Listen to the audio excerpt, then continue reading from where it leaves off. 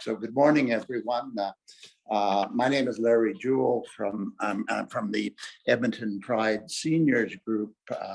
Thank you all for attending our weekly Aging with Pride meeting for GLBTQ2S+. That begins to roll on the tongue in a way it didn't used to, but for those seniors and allies. Thank you as well to SAGE and Pride Center of Edmonton, who are our partners in this endeavor. Before I introduce the speakers, I wish to acknowledge that we are in Treaty 6 territory and respect the histories, languages, and cultures of First Nations, Métis, Inuit, and all First Peoples of Canada, whose presence continues to enrich our community. Further, I must let you know before we start that this session will be recorded for future use on our YouTube channel. If you don't wish your image to be recorded, please close your video link. So it's a great pleasure for me today to introduce our speaker, who is Rob Browatzke, who will talk about the court movement. He is the reigning emperor of the local Imperial Sovereign Court of the Wild Rose, and will also be known to many of you for his years of work in LGBTQ2S+ nightlife and nonprofit endeavors, and as well as an owner of Evolution Wonderlounge, Edmonton's gay bar. So I will turn the meeting over to you, Rob, and thank you for coming, and we look forward to hearing you. Good morning, everyone. I hope everyone is feeling particularly interactive this morning, except for perhaps Ron. My good friend Ron Byers in the room, who of course lived all of the history that I'm about to talk about. He's the one that told me all of this stuff. So if there's anything incorrect in what I'm about to say, we know who to blame. It's Ron Byers. So as Larry said, my name is Rob Browatzke. I am the current emperor with the Imperial Sovereign Court of the Wild Rose. Just curious how many people that are participating today even have any passing familiarity with the court system, with drag shows, any of it. So just so I know kind of how detailed to get on some of the things. I thought that we would start off, rather than starting off at the beginning of Edmonton's court history, I'm going to take off this down. That was just for a cute little gimmick.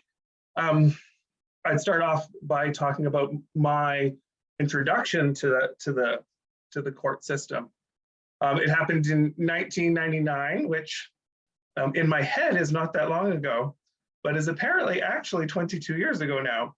So that means I have been involved with the organization for half my life.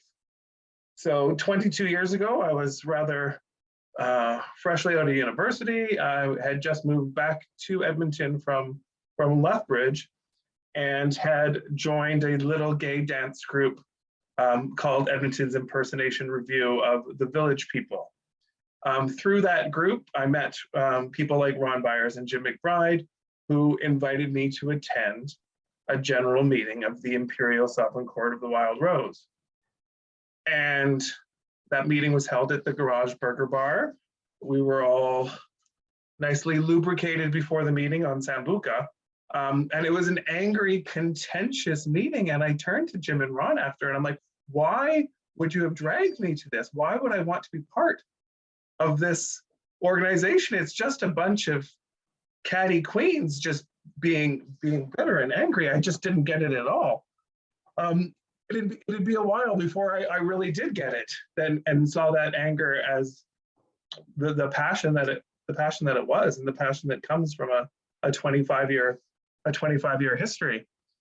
Since that time, I have gone on to be Imperial Crown Prince twice. We'll get into a little bit more about what that is, and this is my 4th time as emperor, as well as a few positions on the board. So I have certainly been involved and active for most of that 22 years. The ISCWR began in Edmonton in 1976. That's why we're on reign 46, so 46 years ago. It started as a spin-off, I guess, of Vancouver's court. Two people from Edmonton went to Vancouver's coronation in 1975. Chatty Cathy Jackson, who would go on to be Empress 2, Bob Pellerin, who would go on to become our second prince. And sorry about that, I turned off my ringer. And then they came back and they're like, this is a fun thing, we should do this. Now, you might be asking what it's all about. The court system itself had begun in the 1960s in San Francisco. It was founded by who we call Mama Jose Julio Osorio, who was a military veteran, a politician, and drag queen in San Francisco. In the early to mid 60s, they were working at the Black Cat, which was a bar, a beatnik bar, hipster bar that had often been frequented by LGBTQ people, and was raided by the police. And that's how Jose became involved a little bit more politically, and then went on to win a singing competition at that cafe, and was crowned queen. And she's like, well, I've always been a queen, so I guess we're gonna have to come up with a new title for me, and that title is going to be Empress. She crowned herself Empress 1 of San Francisco, which was a throwback to someone from the 1900s in San Francisco, Joshua Norton, who had declared himself Emperor of the United States and Protector of Mexico. He must have been a special fellow. I guess he had engaged in a long correspondence with Queen Victoria, trying to get married to cement his claims to the imperial throne of the United States, and it didn't really take off. So anyway, he had just kind of entered into San Francisco lore. Jose was building on that, and started off a system that I don't think he had any idea would grow to become what it did. Within a few years, it kind of expanded up the West Coast and into Canada. Ted North was the first empress in Canada, in Vancouver. Ted North had already been actively politically involved in Canada. If any of you saw Darren Huggins play the Empress and the Prime Minister, that was about Ted North's letter writing campaign, national letter writing campaign to Pierre Elliott Trudeau to decriminalize homosexuality, which, as we know, all happened in 1969. And then I guess maybe after that, he was like, well, what do I do now? And then somehow he caught wind of this court organization coming out of San Francisco, and he declared himself Empress of Canada. Vancouver was the first court in Canada. It's still known as the Mother Court in Canada. And some drag queens from Edmonton heard about it and went there in 1975 and came back and decided that Edmonton needed a chapter. Ron was also at that first meeting, along with other people, including who would become our first Empress, Empress 1, Millicent, Paul Chisholm, who hailed from Lac La Biche territory, a proud Indigenous man. I guess going back in history, we would retroactively, through a 2021 lens, Millie would have probably referred to themselves as Two-Spirit, some sort of gender non-conforming, non-binary. Those words were not in the vernacular then, so, but did use, for the most part, female pronouns until her passing in 1996. So now, what's it all about, you're asking? And at the time, all it was drag queens, and for the most part, primarily cisgender gay men in drag, giving each other titles and having a little bit of fun. There was no deeper meaning to it. It was just an excuse to get done up in your best jewels and your best gowns, and someone would be crowned empress. The first coronation here in Edmonton happened at a hotel just north of Beaver House Hills Park, on 105th Street, which is actually where we are looking at having coronation again this year for a nice full circle edition. Millie was crowned Empress 1.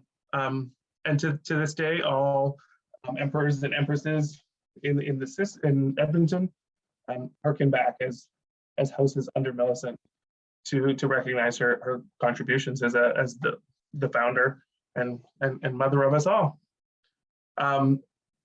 At the time, so the court system itself had been around now at that point over a decade. Millie was the first Indigenous member to ever be crowned to be crowned a monarch in the ICS, not just in Edmonton, obviously, but in all of the ICS. Certainly an important milestone, and not one of and not the only milestone that Edmonton would be the first one to break. The year after, there was another coronation. Chatty Cathy, who had seen the coronation in Vancouver and come back to Edmonton, was crowned empress. After Millie's passing in 1996, Chatty became the matriarch of the organization, and that's something that she still holds to this day. And one of the things that particularly was exciting that Edmonton's court was doing production shows. So at the time, a lot of drag performers, they would just go on stage, just do one number by themselves and move on. Well, Edmonton, right from the beginning, that wasn't something that they were going to do. They were going to challenge what people considered drag as an art form by doing a little bit more of production work. Like these were fully realized theatrical productions. It started at Flashback, and then it expanded into the court. Empress One Millie was also Miss Flashback #1. She was the only person to ever hold both of those titles. And the choreographer of these production shows was someone called John Kerr, who we'll come back to a couple times. So right from the beginning, Edmonton was doing these amazing production shows. And to bring things back full circle again, our current reign has one of those production shows happening this weekend. So that just shows that 46 years and we have found a working formula for the organization, and we're still doing it to this day. Now they were doing things like 42nd Street and Hello Dolly. We're keeping things cutting edge. We're doing Six the Musical this weekend. It's going to be quite wonderful. I think it's very well choreographed, even if we didn't have John Kerr's expertise. Now, like I said, at the time, the organization was still just drag queens rewarding each other. There was no fundraising aspect built in, like what the court would become. That wasn't to say that they weren't involved in the greater community. In 1981, the Pisces was raided, which led to Edmonton's first Pride festivities the following year, and the ISCWR was one of the groups that was very active in those early Pride celebrations. This is even before Gala. It was just the ISCWR and Gate and a couple other groups that was putting on Edmonton's first Pride in 1982. 1983, things changed again, though. There were reports coming out of the States about what we would eventually know as HIV and AIDS. And even though there was no cases in Edmonton yet that anybody knew of, and even though there were no organizations that were working on it, the members of the ISCWR, and we're now in Reign 8 under the leadership of Empress 8, Mary Mess, decided to turn one of their drag shows into a fundraiser and raised about $800 that would eventually go, or that was earmarked for supporting people with gay cancer or GRID when it eventually happened in Edmonton. And because Gate was the community center at the time, as an early precursor to the Pride Center, thanks for hosting this, that money went to Gate. The following year, Edmonton got its first case, and there was that now legendary meeting around Michael Fair's kitchen table that would eventually lead to the AIDS network being formed. And that's when that was under the auspices of Gate, and Gate's like, hey, and we have this money that this group called the ISCWR raised for just this thing last year. After that point, that's what the organization became to be about. And this wasn't just happening in Edmonton. This was happening in chapters of the court all around North America. And like I had said, it started in San Francisco, worked its way up the coast, and was slowly spreading east. In the early 80s, there was probably still only 15, 20 chapters. We're up to 70 chapters now, over Canada, the United States, and Mexico. And it's just kept expanding east. Now it's expanding kind of southeast into states like Georgia and Virginia and the Carolinas that are now getting court chapters. So yeah, I'm gonna take a little drink. That changed the purpose of the courts in general and Edmonton's court. It was no longer good enough to just be putting on drag shows to award each other with titles and crowns and to look really pretty. We were going to use the platform to help our community and to shift the world. Something else also happened in 1984 while they were starting to raise money for what would become the AIDS Network, which would become HIV Edmonton. Empress H. Mary Mess also founded the John M. Kerr Memorial Bursary. I guess at the time it would have just been the Bursary. It was named posthumously for John M. Kerr when he passed away the following year. That bursary is still in existence to this day. Tens, if not hundreds of thousands of dollars have gone to queer and trans students in their post-secondary. Last year's reign of the ISCWR made that their main beneficiary and gave $40,000 in that year alone, which, if anybody knows what the last year was like, is actually quite the achievement, because as we'll get to, COVID was not an easy thing for the ISCWR to survive. Here I was worried that I was not going to have enough to talk about to fill out half an hour, and I'm like, oh, it is 11:16 already. Does anyone have any questions or anything kind of so far? 1984 kind of marks a watershed year. The 8 years before that were all just good times, and after 1984, the work kind of began. If you do have questions, put up your little hand icon or type it into the chat, and I will try to get to it. After 1984, that's what it was about. The Roost was having AIDS benefits. The court continued to do fundraising. The court continued to be involved in Pride. And the court continued to challenge and change the way drag happened in Edmonton and the way drag happened in greater international court system. I'd already said how Edmonton had made history by having the first Indigenous Empress. And by the end of the 80s, we were having more milestones. We had the first lesbian emperor. We had the first female prince. We had the first straight female monarch. We had the first Black empress in Canada. And that was just a sign, I think, of Edmonton's court always being inclusive and diverse. A lot of times, drag was held to be kind of a fiefdom of cis white gay men, and in Edmonton's court, that was certainly not the case. Now, ironically, over the course of the years, I think that's the Edmonton's court did kind of get a reputation for being a place only for cis white gay men in drag, and I think that's partly because it is so volunteer driven and so fundraising. Like, none of the dollars raised at any of these events are going back to the performers. They're not getting any of their travel paid for. They're not getting any of their outfits paid for.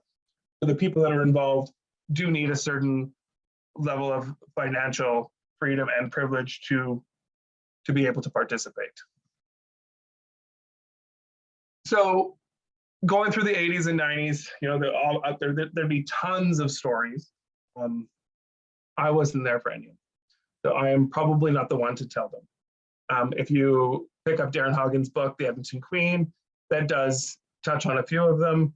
It's mostly flashback, but it's still a great picture of the time. Skipping ahead to the 90s, though, the court was expanding out of gay bars a little bit, and had joined with Calgary's court, and some other organizations at an event called the Great Alberta Campout, which unbeknownst to me would be the first time that I ever actually encountered the organization when I was still living in Lethbridge, and we went up to Red Deer for the Great Alberta Campout. It was the ISCVR that was serving my hungover breakfast one Sunday morning. Of course, I wouldn't have known that for a few years, but in my head now, I can see the people that I would later become friends with as the ones flipping my bacon.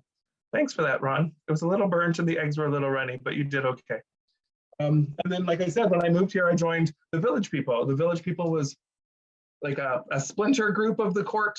Emperor 18, Tony Curtis, as a promotional vehicle for his upcoming coronation, said, wouldn't it be fun if 6 of us got together and dressed up like the Village People and did some shows to promote the ball. And I think that was all it was ever supposed to be. It was never supposed to last past those events, but everybody had a great time and the crowd certainly enjoyed it. So the new Emperor, Jim McBride, kept that going. And in fact, his feathered headdress, as completely inappropriate as it was, and certainly would never be allowed now in 2021. That was his regalia for his entire reign. And I joined the Village People up in 1999. We were doing court fundraisers and other fundraisers all across Alberta, all across Western Canada. Even did a little road trip to Toronto to attend coronation there. The step down of their Empress 13, who had been our Emperor 18, who had founded the Village People 5 years earlier. So the Village People was my introduction to the court. Ron had played the cowboy in the Village People, and he was running for emperor in 2000.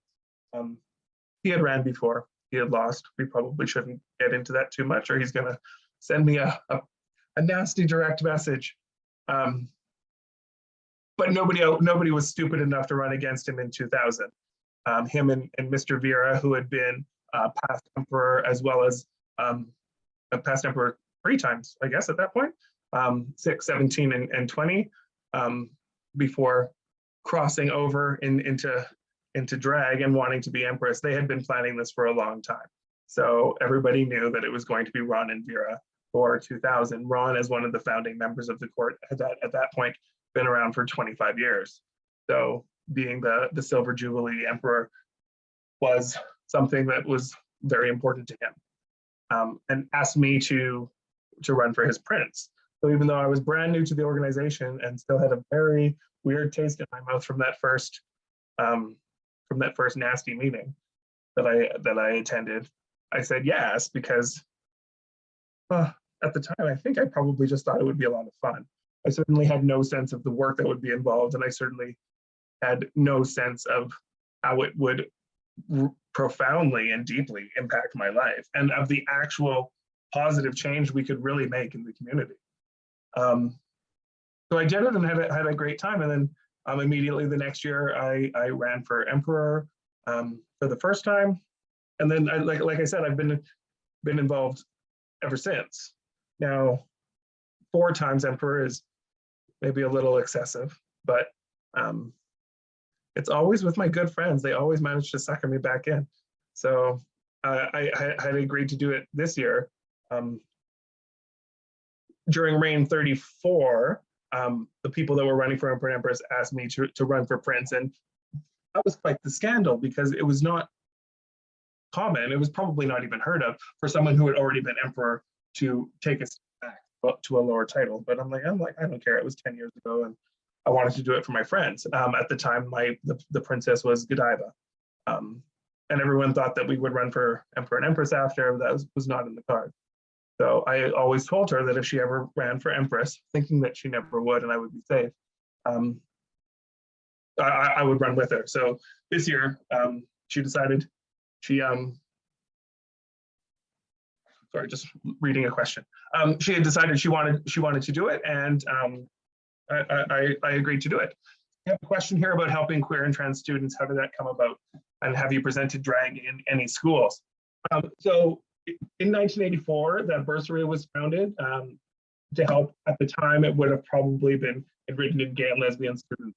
Has certainly expanded over the years to include the whole acronym of students. The court has absolutely done some work with GSA groups.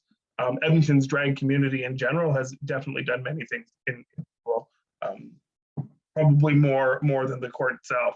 I think that the court has been pivotal in showing drag performers that we can use our platform for more than self-aggrandizement, and we can use it to change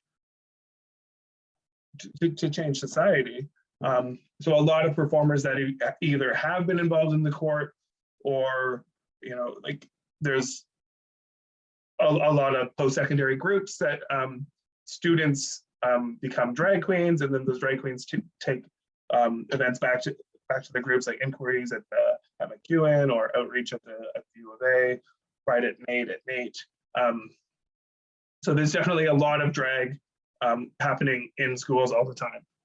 Now, certainly that's gotten messy over the last couple of years because of COVID.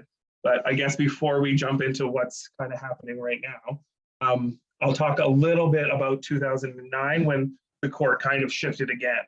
So in 1984, I talked about how it went from just drag shows to fundraising drag shows.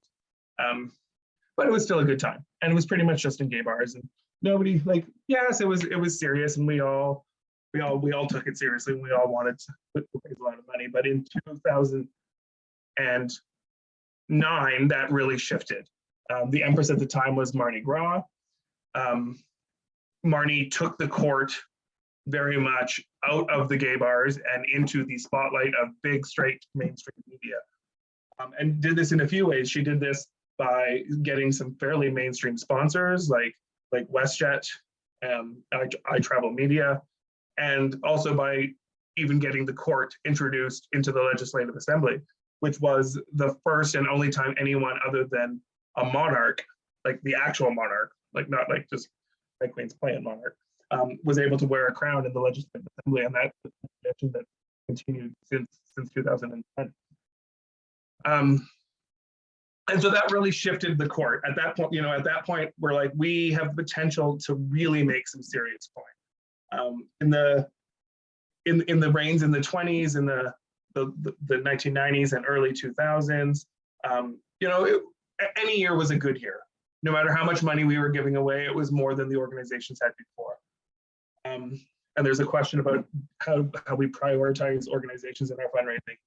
And it's always been something that is left up to the discretion of the reigning monarchs. That's often a pivotal reason why someone decides to run. Because like I said, this is all out of pocket.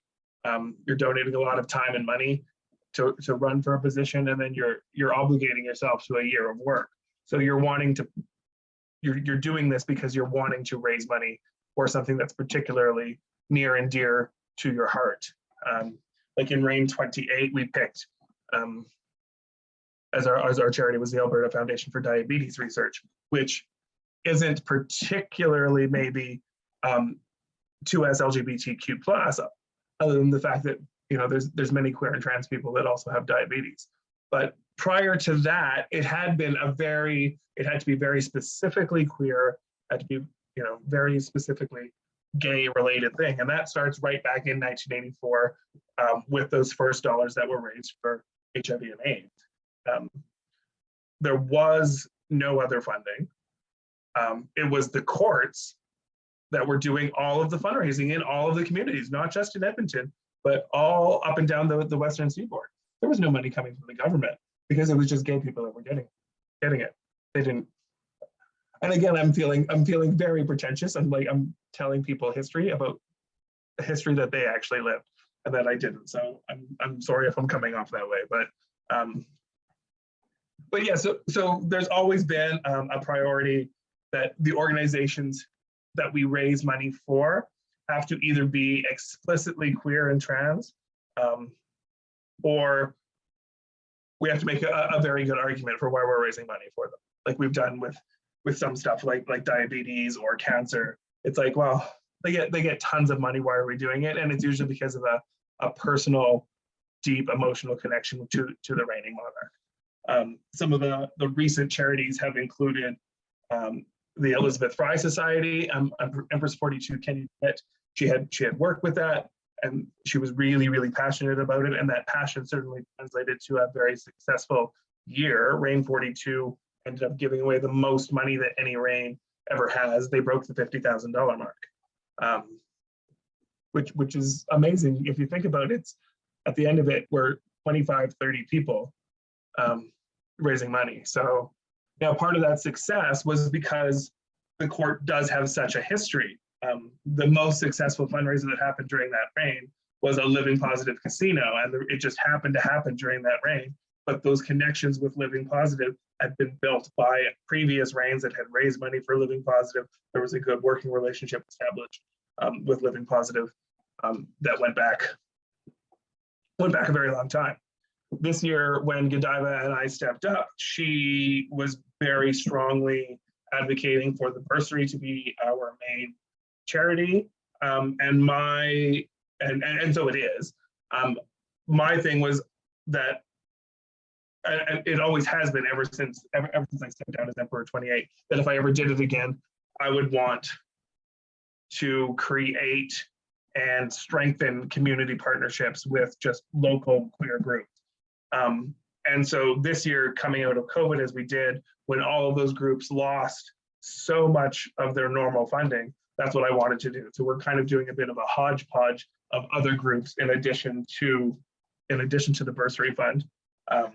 Like we've already raised money for HME Edmonton. We're raising money for the Pride Center. We've raised money for Curling with Pride, Edmonton Spirit Society, the True Project. Basically, my philosophy is if the group wants to work with us to raise money for themselves, we will work with them. I have seen in the 22 years that I've been involved that the biggest successes in fundraising come when the people that we're raising money for are actively participating in their success. Not to mention, there is nothing more frustrating than raising money for a group that can't be bothered to send someone to the event to even speak about the group. Like we've had times where we're ready to present checks and they don't even come to get their check. And so I'm like, well, maybe we didn't need to be raising money for them. There's so many groups that would, like, $10,000, $20,000 would make a huge difference. But when it comes to a group like the Canadian Cancer Society, $20,000 is a drop in the pocket. Next question here, sorry, was the court involved with the gay straight alliances in the school system, at least when we had GSAs? So GSAs, to my understanding, started in Alberta in about 2002, 2003 with Carl Swanson. There's a great book about the start of that as well. The court didn't really have any direct connection with those. I think there's, I'm not really sure how accurate this is, but certainly based on some of the things that we've seen in the last few years, I think there's probably been some hesitation about drag performers and minors. Even in the last few years, we've seen with drag queen story times at libraries and stuff, which the court has been fairly active with, so much resistance about kids being exposed to evil drag queens. That you've all heard the bull crap that these groups spew. So I think that there was always been kind of just the resistance, like let's support GSAs, but let's do it from a distance so that we're not actually involved in generating that kind of animosity.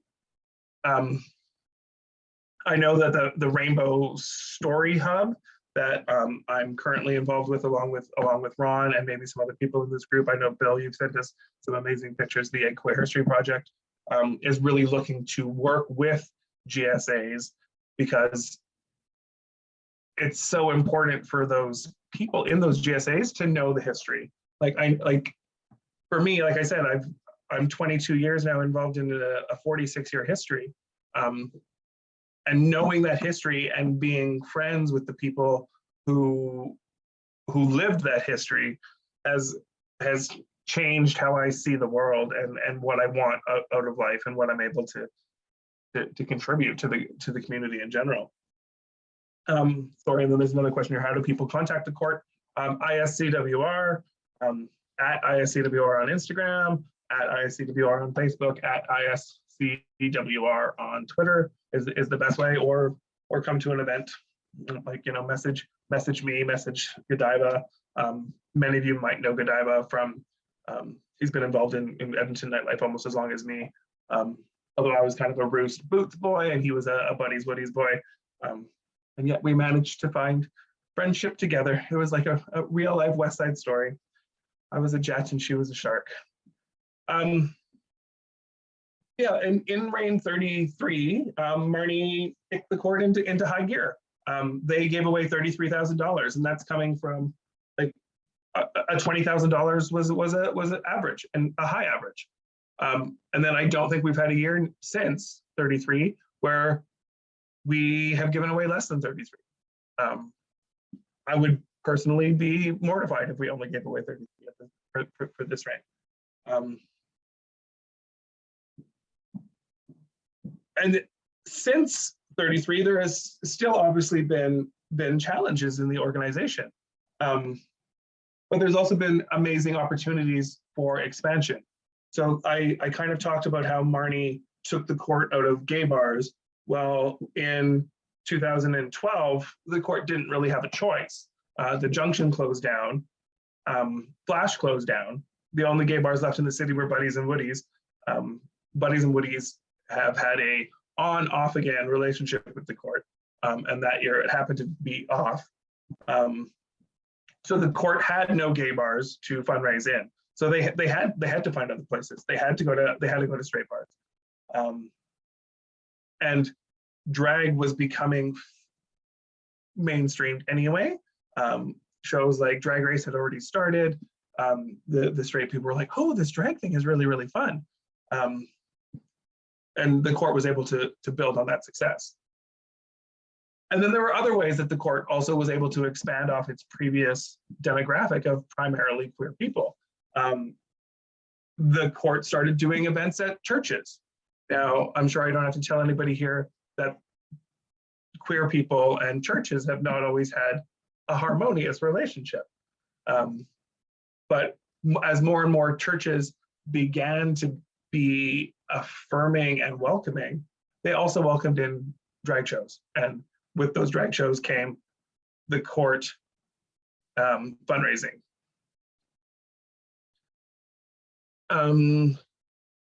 There's a great comment from Eric here about one of the youth that he had mentored receiving the bursary, so helpful for him in pursuing his university studies, and the importance of feeling that the community supported him. And that's wonderful. We always like hearing that.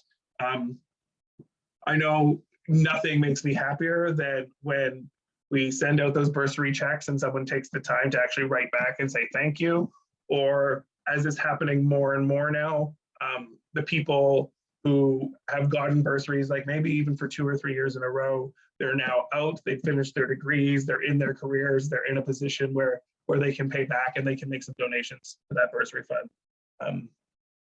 Because the bursary did help them, and now they're in a position where they can help someone else. So that's a wonderful thing about the bursary project, and why we're quite glad to be continuing last year's tradition of making that a main beneficiary. Since the bursary was founded in 1984, it's always given out like 3 or 4, like $500, $750, $1,000. But yeah, like I said, we give out $40,000 in bursaries. And was spread out over 22, 23 people, and in various amounts depending on their financial need and such. But like that's some pretty significant change and makes a huge impact. And especially when so many people are starting life outside of post-secondary crippled with the amount of student loan debt, anything that can come off of that is just awesome.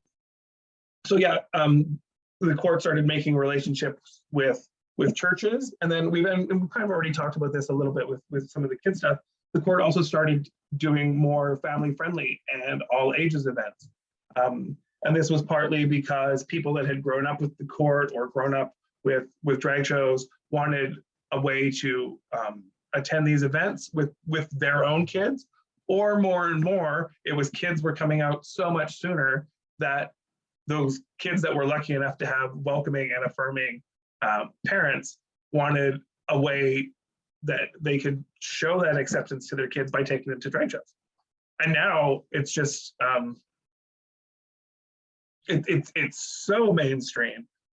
The court's having huge success with these all ages drag brunches at like places like Campio Brewing. We've had well, he's 19 now. So 5 years ago, we had someone who was 14 wanting to perform. And well, we didn't really have any ways for that to happen, because still most of what we were doing was in bars where you had to be 18, and AGLC had very strict rules about even performers had to be 18. But that's where we started an amateur and junior patch, so that we had opportunities at these were at hotels and such. And so at 14 years old, this king or this kid, Jordan King, a drag king, became our youngest ever title holder. And it was just the start. There's still a lot of like 16, 17-year-olds. And some that have like stayed involved, like Jordan's still actively involved. I think he's running for Mr. Merry Christmas in a week at the Edmonton Inn. Larry had asked before we started about our drag king involvement with the organization, and that's always been something that's been there. Drag kings in Edmonton or anywhere else have an up and down kind of history, but we've always been very welcoming of drag kings. We've had drag kings ascend to the highest possible pinnacles in the organization. We'd love to have more involved. Certainly, that's one of Godiva and my things. When we're planning shows, we want to make sure that we're casting a diverse spectrum of drag performers. So not just cis white gay men. We're wanting trans and non-binary performers. We're wanting drag kings. We're wanting cis female performers who, you know, some previously might have been called bio queens or faux queens or hyper queens, and now we just call them drag queens. What drag is generally has definitely changed and evolved a lot since the court started in 1976. Certainly, I would never consider what I do as drag king, but strictly speaking, if I get dressed up and I lip sync a boy song on stage, that's what I would be considered now. So we're at 40-minute mark. If anyone's got any more questions. Yes, maybe at this point, I will thank you formally, but if anyone has questions that they haven't had an opportunity to ask, give you a chance now. Rob was concerned that he didn't have enough stuff to talk about. That wasn't a problem. Lots of interesting stuff, Rob. Ace, you have a question?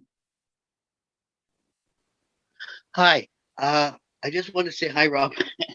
Yeah, he knows me from when I was in the community, and I was in the lower house of the 33rd court that Marnie was in. Thing is that some people don't know this about Marnie, but she helped to bring about the fact that you can't discriminate against transgender people in Alberta. She was part of that delegation, not the only one. But I didn't know this. I was naive about this, but it only became illegal to discriminate against transgender people in 2015. And before that, you could just outright say you're transgender, you're fired, whatever, I'm not renting to you, et cetera, et cetera. So I just wanted to say that since I've been struggling with cancer and that, I've not been able to be active in the community. And we're kind of stuck between the straight community and the gay community because we're trans and bisexual. So, and Ashley says hi, my wife, as you know. So I guess my thing is that transgender people are sometimes interested in doing drag. As non-binary trans men have even wanted to do drag. That's not for me. That would cause me a lot of gender dysphoria to even get rid of my beard, you know. But it's coming up. So I'm glad that that's open. I just want to thank you. Yeah, absolutely. And that's something that the court is definitely recognizing more and more. One of our major annual events that we had for years and years and years was a show called Turnabout, which is when the drag queen performers would do boy numbers and then the boy performers would do drag. And it was always a bit of a gag because you never saw these people in drag. But as the organization has expanded its membership base and got more trans, gender nonconforming, non-binary members, just like you said, they're like, no, I'm not comfortable with that event. So we've kind of scrapped that event now, and now we're just kind of changing it to do something, perform in a way that is not your normal, like perform in a way that's outside of your box. It doesn't have to be a gender switch or anything. Also, in the last few years, we've introduced gender neutral titles. So we always say, like, the court system is fairly rigid gender binary. It's emperor, empress, prince, princess, duke, duchess. Well, some people want to be involved, and that's not who they are. That those titles don't fit. So we introduced titles like emprex, like princette, ducette. We had Mr. Ms. Gay Edmonton. Now we've had a mixed Gay Edmonton, mixed Merry Holidays, and we've got a great response. People are running for those. They're like, I feel seen, I feel validated, and some people are even retroactively changing their titles based on their own gender journey since. Marnie is a classic example. I know for Ashley, county countess. Yeah. County Countess for Reign 33. Joan's got a question, how is business at Evolution? Well,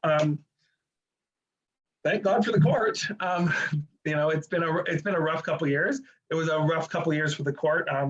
Reigns 44 and 45 had to do some very interesting pivots to continue to raise money, especially after COVID hit. The bar couldn't really do that. We couldn't pivot. We're a dance club and show bar, and we weren't allowed to dance or have shows. So there wasn't much we could do.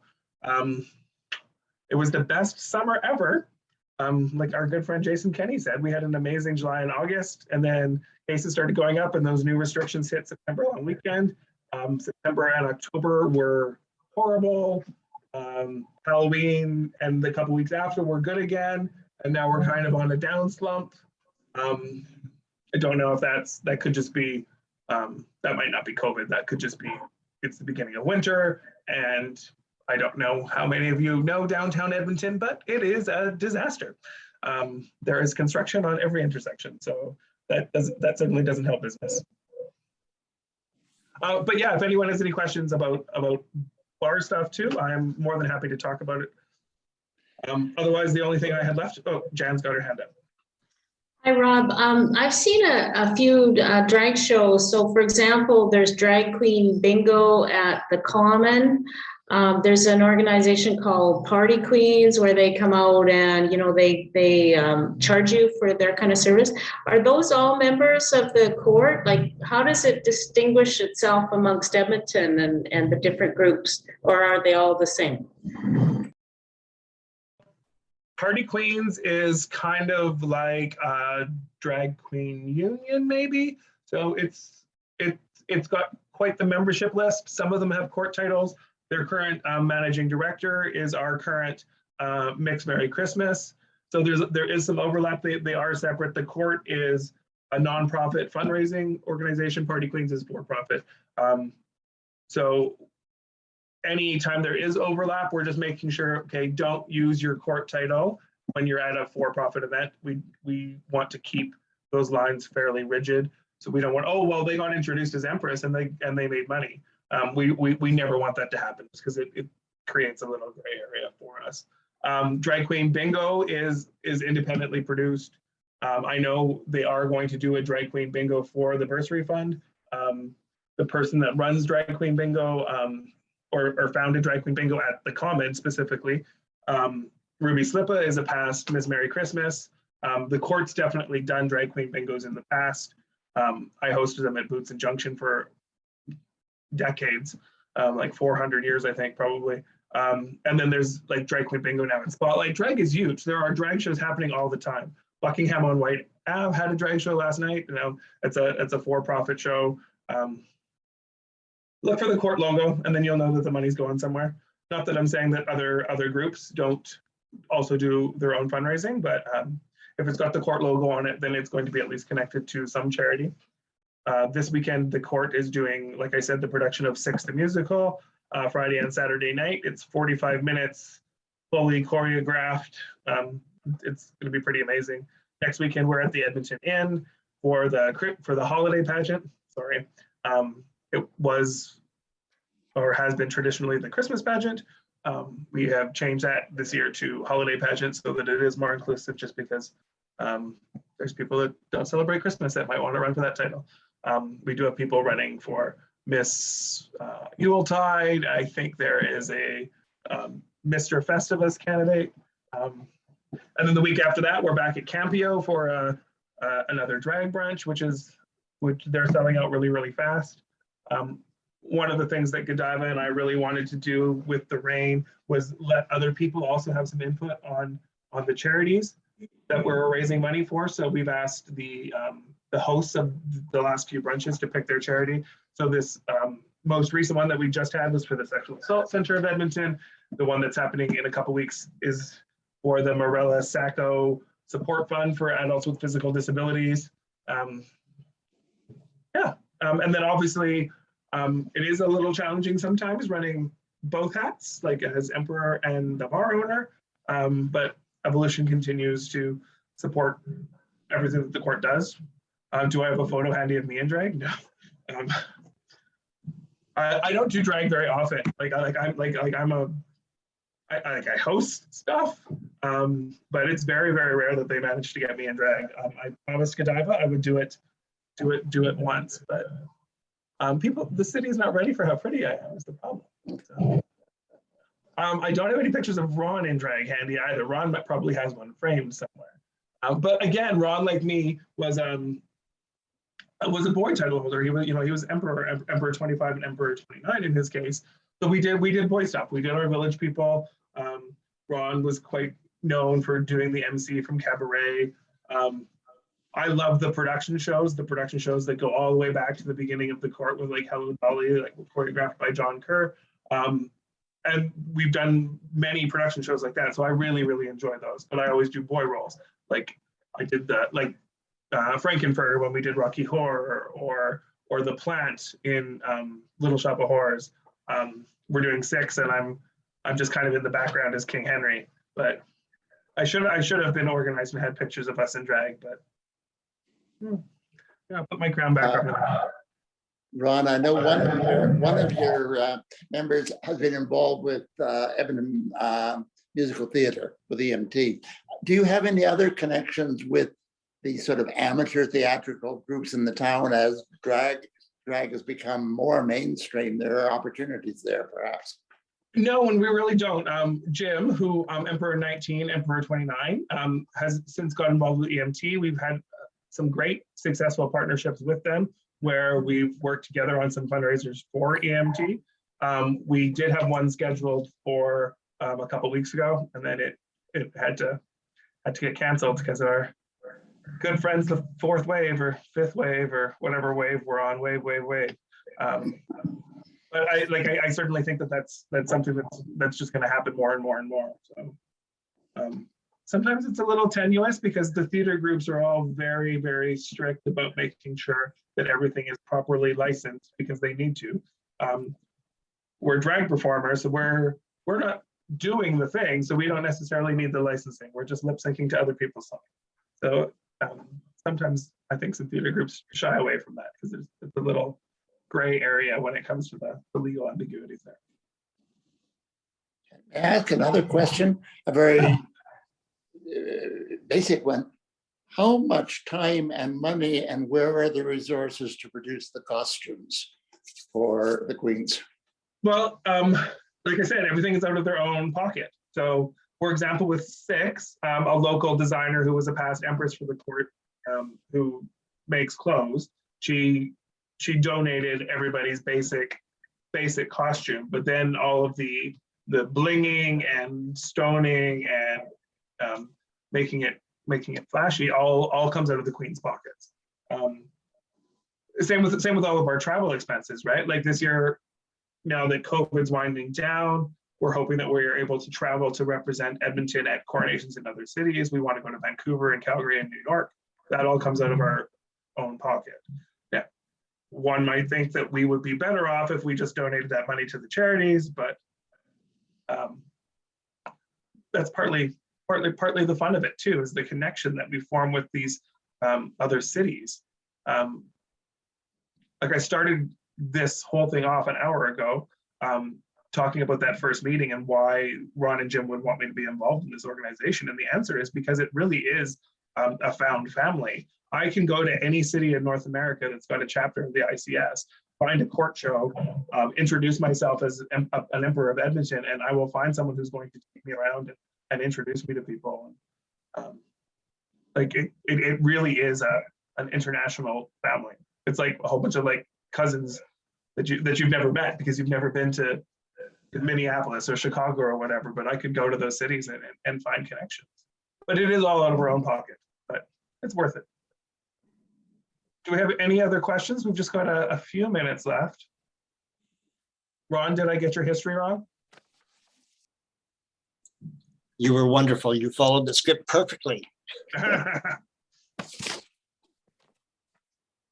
If anybody wants to read some of the stuff that he wrote about, you can go to the Rainbow Story Hub at yeaqueerhistory.ca. The $800 that we raised, there's a bit of a story on that. I'm going to throw some links into the chat, actually. And there's also stories on Millie on the City Museum Edmonton, plus the history of the court is on the city eCamp Edmonton City as Museum project. And keep tuned on the Rainbow Story Hub as we've got more stories coming out. Even the story that has some of that village people in it will be coming out soon as well. Oh, and we've also got a bunch of parades, pride parades coming out courtesy of Rod McConnell.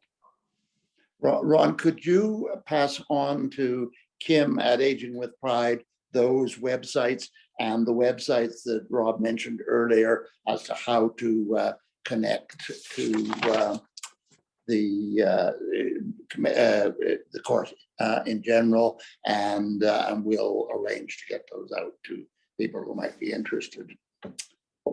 Now I know also some of our members are starting to get a little older. So even though over the last 10 years we've started working more with youth and families, I think it's important going forward that we start working with some seniors groups.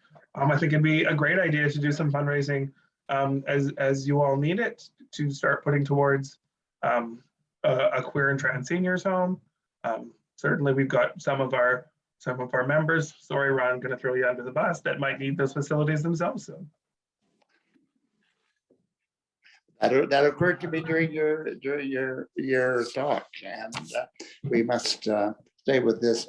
We've got a couple of minutes, so Rob, I really want to thank you for what was a very informative talk, and I suspect news to many people as to the breadth and extent of both the social and, as you say, family connections, as well as the charitable work that the court does and has done for a very long time. So I do appreciate that. I hope that you will come, you will be here again next week when our speaker will be Eric Story, who is in the audience today, who will talk about frauds and scams, internet and otherwise. I'm going to ask you as well for a favor. You will receive the evaluation questionnaire. Please do fill it out and return it to us at Aging with Pride at pridecenterofedmonton.ca. So again, I thank Rob not only for this talk, but for all of the work that the court is done, and please convey our thanks to all your colleagues, including Ron here. So I will turn the meeting back to our host promptly at noon. Thank you, Kim. Thank you for having me. Thanks for your work, Kim. We'll see you next week.